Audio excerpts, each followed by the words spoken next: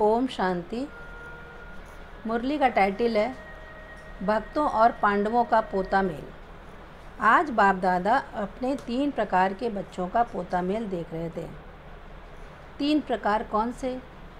एक मुखवंशावली ब्राह्मण जो बाप दादा के साथ साथ नई दुनिया की स्थापना के कार्य में सहयोगी हैं। दूसरे बाप दादा के ब्राह्मणों के सुमिरन में व पुकारने में सदा मस्त रहने वाले भक्त। तीसरे पुरानी दुनिया के परिवर्तन करने अर्थ निमित्त बने हुए यादव। इन तीनों के संबंध से स्थापना का कार्य संपन्न होना है, इसलिए तीनों के कार्य का पोता मेल देख रहे थे। तो क्या देखा? कार्य अर्थ निमित्त बने हुए तीनों प्रकार के बच्चे अपने अपने कार्य में लगे हुए तो जरूर हैं, लेकिन तीनों ही कार्यकर्ताओं के कार्य में जब तक तीव्रता में अति नहीं हुई है तब तक अंत नहीं हो सकता, क्योंकि अंत की निशानी अति है। तीनों में ही कार्य का फोर्स है, लेकिन फुल फोर्स ही कार्य के कोर्स को समाप्त करेगा। भक्तों के पोता मेल में भक्ति के अल्पकाल का फल जो भक्तों को प्राप्त होता है, उसमें देखा कि 75% भक्त सिर्फ अपने नाम, मान और शान प्रति स्वार्थ स्वरूप के भक्त हैं, इसलिए उनके कर्म के फल का खाता समाप्त हुआ पड़ा है। बाप को फल देने की आवश्यकता नहीं।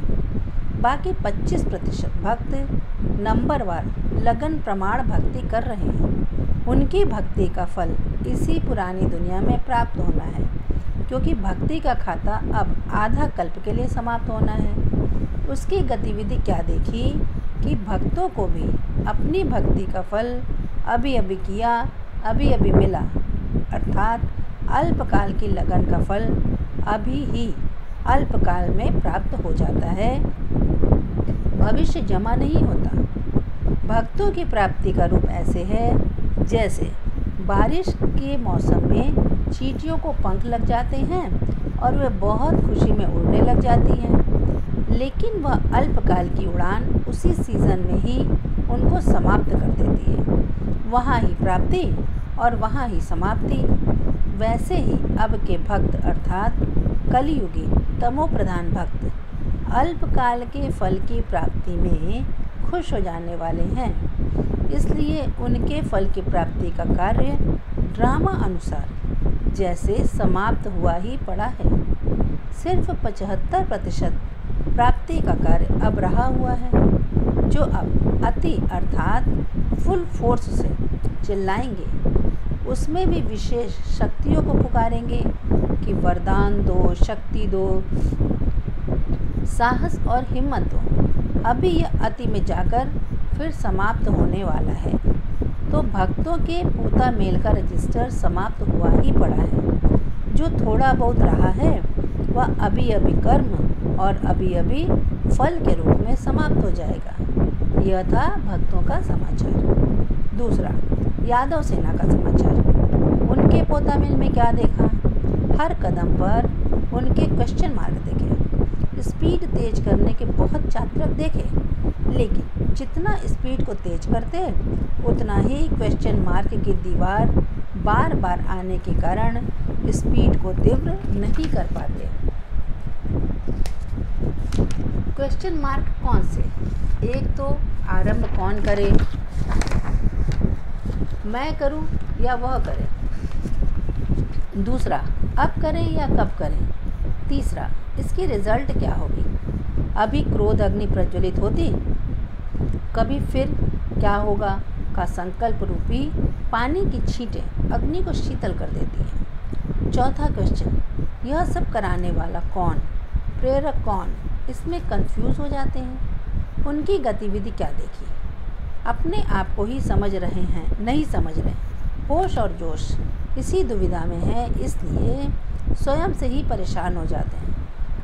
एकांतवासी बनना चाहते, लेकिन बुद्धि एकाग्र नहीं होती, इसलिए बार बार जोश में आ जाते।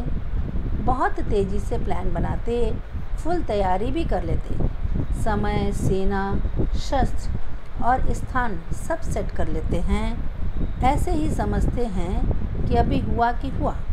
बहुत फास्ट तैयारी में रहते हैं, लेकिन लास्ट प्रैक्टिकल के समय में कंफ्यूज्ड रूपी सिग्नल लग जाता। इसलिए उनकी तैयारी में सिर्फ प्रेरक की प्रेरणा के 1 सेकंड का फ़र्क है। इंतज़ाम समाप्त कर इंतज़ार कर रहे हैं तो उनका पोता मेल संपन्न तैयारियों का देखा। अब सिर्फ एक कार्य में लगे हुए हैं, रिफाइन है, लेकिन अपने विवेक द्वारा अपनी तैयारी को फाइनल कर रहे हैं। फाइनल करने की एक फाइल अभी रही हुई है। यह था यादवों का समाचार। अभी अपना सुनने की इच्छा है। प्रेरणा लेने वाले तो तैयार हैं, लेकिन प्रेरणा देने वालों का क्या हाल है? वैसे कहावत है, देने वाला दे, लेने वाला थक जाए। लेकिन इस बात में लेने वाले न मिलने के कारण थक रहे हैं। लेने वाले लेने के लिए तैयार हैं और देने वाले स्वयं में ही अब तक लगे हुए हैं। तो ब्रह्मा मुखवंशावली ब्राह्मणों का पोता मेल क्या हुआ, वो जानते हो या सुना है? ब्राह्मणों के रजिस्टर में विशेषता क्या देखी? विश्व परिवर्तन व विश्व कल्याण की शुभ भावना मेजॉरिटी के पास इमर्ज है, लेकिन चलते फिरते जैसे यादवों की स्पीड क्वेश्चन मार्क के कारण तीव्र नहीं होती, ऐसे ब्राह्मणों की श्रेष्ठ भावना का प्रत्यक्ष फल प्राप्त होने वाला ही होता है। तो बीच में कोई न कोई रॉयल रूप की कामना शुभ कामना को मर्ज कर देती है। तो ब्राह्मणों की गतिविधि में शुभ भावना और रॉयल रूप की कामना, इन दोनों की कलाबाजी चल रही है। जैसे पके हुए फल को पंछी समाप्त कर देते हैं, वैसे भावना के प्राप्त हुए फल को कामना रूपी पंछी समाप्त कर देता है। तो ब्राह्मणों के परिवर्तन करने की विधि सिद्धि स्वरूप न बनने का कारण भावना बदल कामना हो जाता है। इसलिए पुरुषार्थ ज्वाला रूप नहीं होता है। ब्राह्मणों का ज्वाला रूप विनाश ज्वाला को प्रज्वलित करेगा। इसलिए ब्राह्मणों के पोता मेल में अब लास्ट सो फास्ट पुरुषार्थ ज्वाला रूप का ही रहा हुआ है। यादवों का कार्य जैसे संपन्न हुआ ही पड़ा है, पांडवों का कार्य संपन्न होने वाला है। पांडवों के कारण यादव रुके हुए हैं। पांडवों की श्रेष्ठ शान, रूहानी शान की स्थिति यादवों के परेशानी वाली परिस्थिति को समाप्त करेगी। तो अपनी शान से परेशान आत्माओं को शांति और चैन का वरदान दो। समझा? तीनों का पोता मेल सुना? अच्छा, ऐसे ज्वाला स्वरूप सर्व विनाशी कामनाओं को श्रेष्ठ और शुभ भावना में परिवर्तन करने वाले भक्तों को अल्पकाल के अंतिम फल महादानी वरदानी रूप में देने वाले दाता और वरदाता बाप समान देने वाले और सर्व की मनोकामनाओं को संपन्न करने वाले संपूर्ण फरिश्ता आत्माओं को बाप दादा का याद प्यार और नमस्ते। बच्चों की तरफ से भी बाबा को नमस्ते नमस्ते नमस्ते। पर्सनल मुलाकात। बाप स्नेही बनने की निशानी फरिश्ता स्वरूप बनना। सदा अपना फ्यूचर सामने रहता है।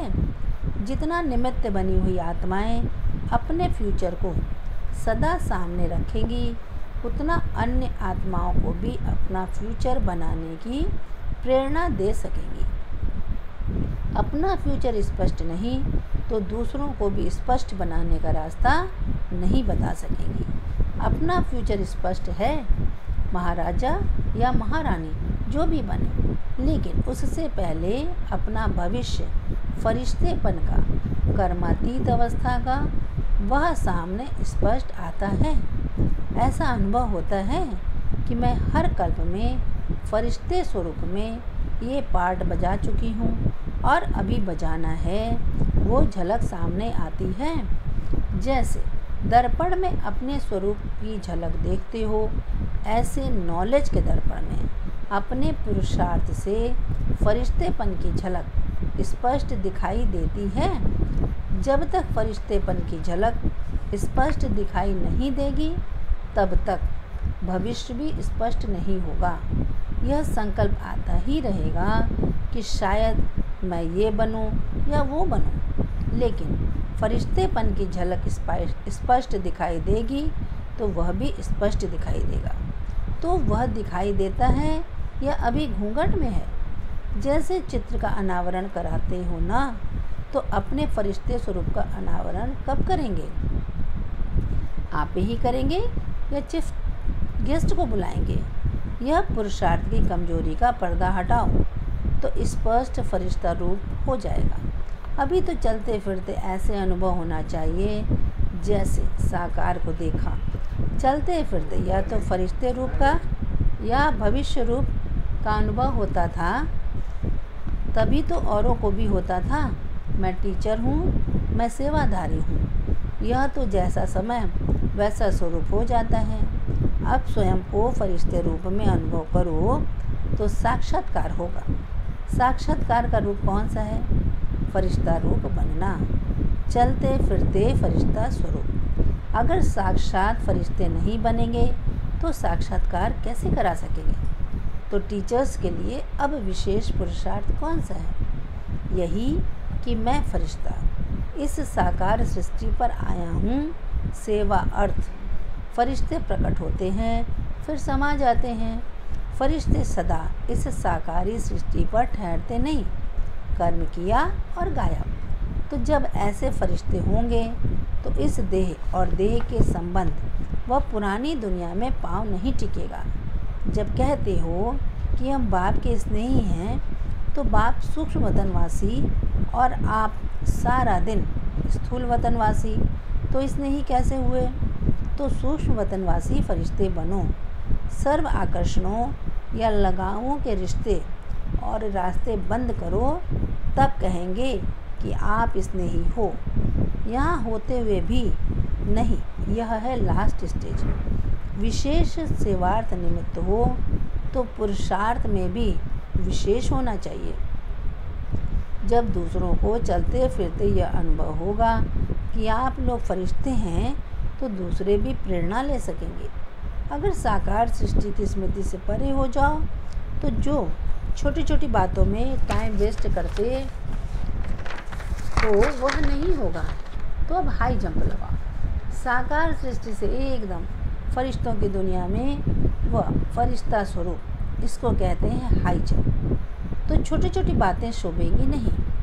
तो यह बाप की विशेष सौगात है। सौगात लेना अर्थात फरिश्ता स्वरूप बनना। तो बाप भी यह फरिश्ता स्वरूप का चित्र सौगात में देते हैं। इस सौगात से पुरानी बातें सब समाप्त हो जाएंगी। क्या और क्यों की रट नहीं लगानी है। निर्णय शक्ति, परखने की शक्ति, परिवर्तन शक्ति, जब ये तीनों शक्तियाँ होंगी तो ही एक दूसरे को खुशखबरी सुनाएंगे। अगर खुद में परिवर्तन नहीं तो दूसरों में भी परिवर्तन नहीं ला सकेंगे। प्रश्न है, किसी भी प्लान को प्रैक्टिकल में लाने के लिए विशेष कौन सी शक्ति की आवश्यकता है? उत्तर है परिवर्तन करने की शक्ति। जब तक परिवर्तन करने की शक्ति नहीं होगी तब तक निर्णय को भी प्रैक्टिकल में नहीं ला सकते हैं, क्योंकि हर स्थान पर, हर स्थिति में, चाहे स्वयं के प्रति व सेवा के प्रति हो, परिवर्तन जरूर करना पड़ता है। जैसे सफलता मूर्त बनने के लिए संस्कार व स्वभाव परिवर्तन करना पड़ता है, वैसे ही सेवा में अपने विचारों को कहीं न कहीं परिवर्तन करना पड़ता है। परिवर्तन शक्ति वाला कैसी भी परिस्थिति में सफल हो जाता है, क्योंकि वह बहुरूपी होता है। प्लान को सेवा में लाएंगे और पॉइंट्स को प्रैक्टिकल जीवन में लाएंगे। दोनों के लिए परिवर्तन करने की शक्ति चाहिए। नॉलेजफुल होने के नाते यह तो निर्णय कर लेते हैं कि ये होना चाहिए, लेकिन परिवर्तन नहीं होता है। इसका कारण है परिवर्तन शक्ति की कमी। जिसमें परिवर्तन शक्ति है वे सर्व के स्नेही होंगे और सदा सफल भी होंगे। संकल्प में दृढ़ता लाने से प्रत्यक्ष फल निकल आता है। परिवर्तन करके सफल बनना ही है, यह है दृढ़ संकल्प। सफलता मूर्तों का आह्वान कर रही है कि सफलता मूर्त आवे तो मैं उनके गले की माला बनूं। अच्छा, ओम शांति। वरदान है, श्रेष्ठ कर्म रूपी डाले में लटकने के बजाय उड़ता पंछी बनने वाले हीरो पाटधारी भव। स्पष्टीकरण है, संगम युग पर जो श्रेष्ठ कर्म करते हो, यह श्रेष्ठ कर्म हीरे की डाली है।